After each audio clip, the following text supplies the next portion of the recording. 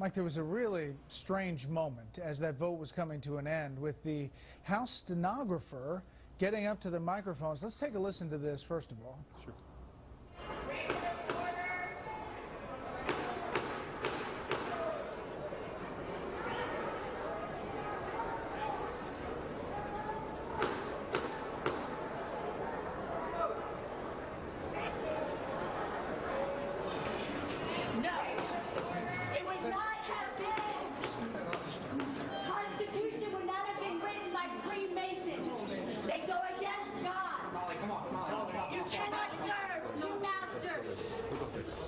Now, she works for the House, right? Brett, both Steny Hoyer, the leading Democrat, and Ileana Ros-Lehtinen, the Republican who was in the Speaker's chair at that time, because she's a stenographer who works regularly on the floor. Ileana Ros-Lehtinen described her as normally a very gentle soul, and so it really shocked everybody when things are done by the book on the floor of the House, and suddenly there was this outburst at a critical time with this vote tonight. Yeah, very strange. Mike, thank you. She said, "Thus spoke the Lord, and this is not the Lord's work," is what she said at the microphones.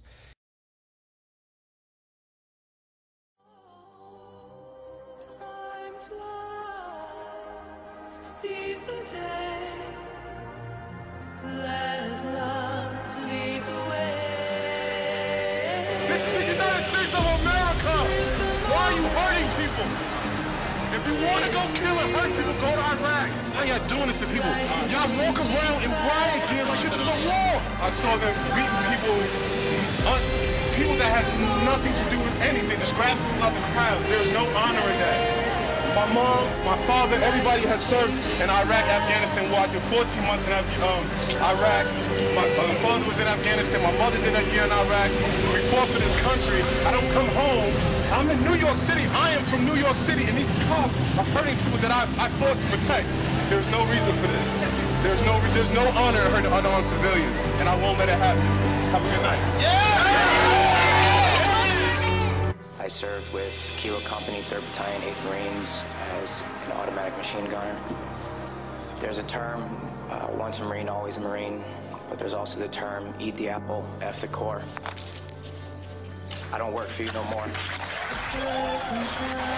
What sort of training did you have as a Marine? I mean, were you given cultural awareness? This Republican-Democrat thing, all the world is a stage. Obama is a puppet. He reads the script, he's a teleprompter reader, that's his official job, he doesn't make any decisions. The powers that be that have the majority of power in this world are those that control the financial system. The financial crisis, engineered by these same criminals who are the ultimate fraudsters of the world. The Federal Reserve, the European Central Bank, those are the real string pullers, that's real power. War is out of control, and those who are destroying this world by the fraud and deception is what's out of control. 9/11 is the false flag operation used to justify the invasion of Afghanistan. It is the ultimate deception, and it's done for a full spectrum dominance agenda, which is part of controlling this world by deception. And unless we as people stand up to these treasonous traitors and all of those people carrying out this stuff, and the colluders, including the mass media and the politicians, we are going to continue to get this kind of deception. The individual is handicapped by coming face to face with a conspiracy so monstrous that he cannot believe it even exists. And that's the problem we have today. This conspiracy is so monstrous, so demonic, that we tell people about it and they say, "You're crazy. This is America. It can't happen here." We have all the evidence needed to prove to anybody, if they'll just look at the evidence, that 9/11 was an inside job.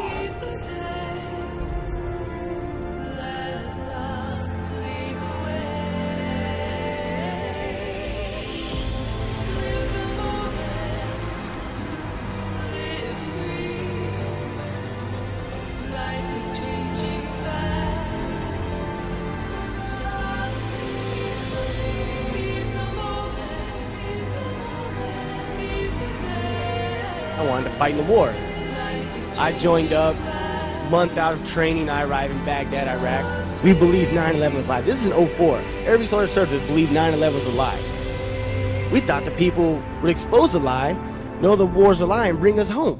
I'm outraged at what is going on. Again, they're using this idea of patriotism and honor. That's bullshit. This war is not about honor. This war is about profiteering. This war is about money. We're nothing but pawns being used for their political agendas. We need to wake up. And these politicians need to stop playing with the citizens' emotions and trying to give them this emotional high and patriotism. Let's speak reality. We need to wake up America. What you see with people is that they're desperate to hear what they want to hear, for people to say, oh no, these conspiracy theorists, they're all crazy, they're all paranoid, it's not really going on, it's ridiculous, and this is done to protect you, this is done for you, we're the government, this is why we're doing it, watch the telly, there's game on, and we'll be fine, and we're just going to build a concentration camp. See you later. Take you to the FEMA camps being built by Halliburton right now to house 50 million Americans. They're building enough concentration camps in America. If we don't act now, we're going to lose all our rights. And I served my country. I got an honorable discharge from the Army, and I swore an oath to protect the country from all enemies, foreign and domestic. Now, these people that are operating in our government right now are criminals. Whatever you hear on TV isn't what the reality is. You are losing your rights as we speak. You got HR 2749, which is the Food Safety Act, and this affects the entire country. They can stop all forms of transportation in and out of the state. They can destroy vehicles. They can declare martial law, and they can shut restaurants down. They can shut down supermarkets. And that's why they put all these hot button issues out there to distract people, so they argue amongst themselves, like race and abortion and terrorism and healthcare and God only knows what else. They got you all distracted, arguing amongst each other while they're all fucking robbing us. And people don't know. I talked to people today, they didn't even know what martial law was. They're like, what's that? And when I told them, they couldn't believe it. I mean, people have to wake up. And it's unfortunate, but we're at a point right now that if people don't wake up, they're going to lose everything that they fought for. That's where we fell off. We were out watching football or basketball or baseball or going on the beach or talking on the internet or texting each other, whatever the case may be. The last nail is being driven into the coffin of the American Republic, yet Congress remains in total denial as our liberties are rapidly fading before our eyes. The process is propelled by unwarranted fear and ignorance as to the true meaning of liberty. It is driven by economic myths. Who would have ever thought that the current generation and Congress would stand idly by and watch such a rapid disintegration of the American Republic, which is equivalent to granting dictatorial powers to the president. Our presidents can now, on their own, order assassinations, including American citizens, enforce indefinite imprisonments without due process, treat all Americans as suspected terrorists. It appears that the fate of the American Republic is now sealed. Every time our country stands in the path of danger, an instinct seems to summon her finest first. It's always the patriots who first hear the call. When loss of liberty is looming, as it is now, the siren sounds first. When ordinary hands can possess such an extraordinary instrument, that symbolizes the full measure of human dignity and liberty. That's why those 5 words issue an irresistible call to us all. So as we set out this year to defeat the divisive forces that would take freedom away, I want to say those fighting words for everyone within the sound of my voice to hear and to heed. From my cold, dead hands.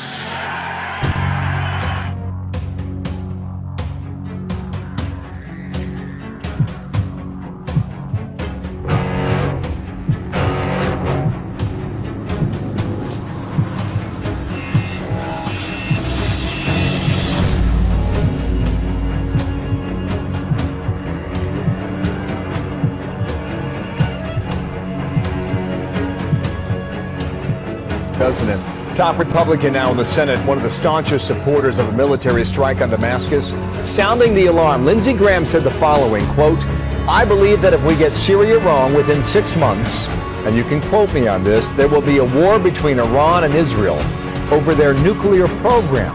My fear is that it won't come to America on top of a missile. It'll come in the belly of a ship in the Charleston or New York harbor. So here's how it goes. We actually talked about this. I called in. You asked me to call in on Friday, September the 6th, because I had kind of been following this through that week and had made a correlation between a leak about these nuclear weapons supposedly leaving an Air Force base, and then Lindsey Graham actually talking about it. So here's how it goes. Okay, tell us, give us the time, because this is amazing. Folks, if you haven't heard this, pay attention. September the 3rd, InfoWars ran a story saying that they had a high-level source from Dyess Air Force Base that said that nuclear weapons were loaded out of Dyess Air Force Base that day that were not even supposed to be on that base. Okay, now their high-level source they've used before. He's in the base. He's a high-ranking military official who has given them correct information before. Who they have relied on as a source for years. Okay, all right. Gives them this information, says it freaked him out, says these nukes are being loaded out of here. The base police are questioning it. Why is this going on? And the base commander says, let them go. That's it. Let me get back to the last point in a moment here. But why is Lindsey Graham talking about Iran and Israel going to war? Okay. All right, so the nukes are leaving and the commander's freaking out. Right. All right, go ahead. Okay, that very same day, later that day, Senator Lindsey Graham of South Carolina. Now, hang on, let me back up. These reported nukes leaving this base were reported to be going to South Carolina, That's being correct. transferred to South Carolina. That's very important. That's what the commander was told. Later, taking them to South Carolina. Later that day, Lindsey Graham gives a speech. Now, this is during the middle of the Syria conflict, okay? The fake Syria conflict. Lindsey Graham gives a speech and says that he has information that if we don't preemptively act and strike Syria and Iran, that South Carolina will be nuked. Right. That's what he said. I know, I remember. He said those words. He did say that, and that was even picked up in the mainstream media. That was picked up in the mainstream media, but interestingly enough, he has never been asked to give account for that. Right. Never. Never, by anybody. But now his statement was picked up in the media, but the fact that the nukes had left Dyess Air Force Base, that was not picked up in the media. That was ignored. Now, InfoWars as well went back, and they have it on video. You can search it on their site. They called Dyess Air Force Base and videoed their phone calls to Dyess. Several times got through to the base and asked the question, did this happen? The base never would answer the question, but they never would deny, that the weapons left the base. Right. So if this was all a joke or a scam, then I'm pretty sure this would have been denied. Okay. Right. So moving forward from there. Now on Friday, September the 6th, we talked about this on Freedom Friday and just kind of urged people, hey, talk about this, get the word out. You know, who knows what's going on. Right. And by the way, we didn't attack Syria, we didn't attack Iran, and South Carolina didn't go up in a nuclear blast. It has not. Okay, but now here's where this just gets crazy. All right. On 9/28, the Daily Mail reported that Navy Vice Admiral Tim Giardina had been relieved of his duty. Now, this guy is the second in command of the nuclear arsenal for the United States. Okay? On 9/28, it was reported that he had been relieved of his duty, supposedly for passing fake chips at a casino. Oh my gosh. Now, the local authorities at this casino later came out and said, we don't know what y'all are talking about. We don't know anything about that. Now, how many times do we see this happen? The local authorities aren't in on whatever is going on. Whatever the government's and they doing. kind of blow the blow the lid, right? Now, that came out on 9/28. Are you ready for the date that this guy was actually relieved of his duty? Okay, when? September the 3rd. The same day that the leak came out, the same day that Lindsey Graham gives the speech saying South Carolina is going to get nuked, this guy is relieved of his duty, but it is hidden by the administration. And the only way that it wound up going public was through a leak that leaked it to the press, that this guy had even been released. And they leaked it to the foreign press, right? Leaked it to the foreign press. And see, that's something we're seeing more and more of. The American mainstream media will not report these kinds of things, especially if it bodes badly on the Obama administration. But so what many people have done, they've leaked it over to Great Britain and to Europe. Just moments ago, I came across a bombshell mainstream media report that not only confirms what we told you 2 days ago about the secret nuke transfer that was off record, authorized by higher-ups, potentially Obama, but literally scared me. I read the title of this, I read this report, I didn't want it to be true. I kept reading it. I read it probably 50 times before I was confident enough to talk about this. It scares me. It literally scares me. This is potentially one of the most important reports I've ever done in my entire life. Everyone needs to listen to this. Everyone needs to share this. Let me preface this. Yesterday, actually 2 days ago, we reported on, the same day this following report came out, this high-level source, which is 100% confirmed, has repeatedly been correct in the past, super high-level military source, telling us that Dyess Air Force Base in Texas, in West Texas, was transferring on September 3rd, nuclear warheads off record, no signature. The text says that Dyess is beginning to move out nuclear warheads today. He got a tap, and he said that it's the first time they've even acknowledged nuclear weapons since the 80s. And key point here, no signature was required for the transfer. And they're reporting on these Prime things. example of that was the Capitol SWAT team that responded to the Navy Yard shooting. Right. Those guys tried to go public that they were told to stand Nobody down would to take it. every major media in the United including States, Fox. and nobody took it. Right. So it came out in the BBC. Now, after it came out in the BBC, other places were forced to cover it, and That's they right. watered it down, of course. That's right. But now, this gets even a little more weird here in that the highest ranking person in charge of our nuclear arsenal, Major General Michael Carey, was relieved of his duty just this last week for, quote, undisclosed personal issues reportedly related to alcohol use. Oh my gosh. So we see the number one and the number two because nobody people, in the Navy drinks alcohol. So and our president didn't openly use cocaine during his college days. And the president didn't have a beer summit with people openly and exactly. No. So now here's what we see. It comes out that these nukes leave. Graham gives this weird speech, you know, if we don't attack Syria and Iran, we're going to get nuked. And South Carolina's going to get nuked. We secretly fire the second in command of our nuclear arsenal the same day. The same day. Not the same month, But the media not the doesn't same report week, the same day. And the media doesn't report it. They media cover it up. doesn't touch it. Look, if Fox, CNN, and MSNBC aren't talking about it, it's news. Right. Okay? If they're talking about it, it's government propaganda. If they're talking about it, it's government propaganda. Turn your TVs off. Turn your TVs off. Thank you. Okay? So I just think that people need to be aware of what's going on. I mean, this is just a really weird story. We're not sitting here saying that there's a plot to nuke us within our own government, but something weird is happening. This is not a coincidence. Right. So, okay. All right, now listen, we're going to have to take a break, but before we do, a 1-minute synopsis of the timeline. September 3rd, we get a leak out of Dyess Air Force Base that nuclear weapons are being shipped to South Carolina, and it's freaking out the people on the base. That, as far as we know, is fact. No one has ever denied that. That's exactly right. On that same day, seemingly unrelated to that, Lindsey Graham, who's a senator from South Carolina, goes on mainstream media and says, if we don't attack Syria, South Carolina is going to be nuked. Now, this is the same day that nuclear weapons are leaving a Air Force base and headed to South Carolina. And on that same day, we find out later, but the media covered it up, and so did the government.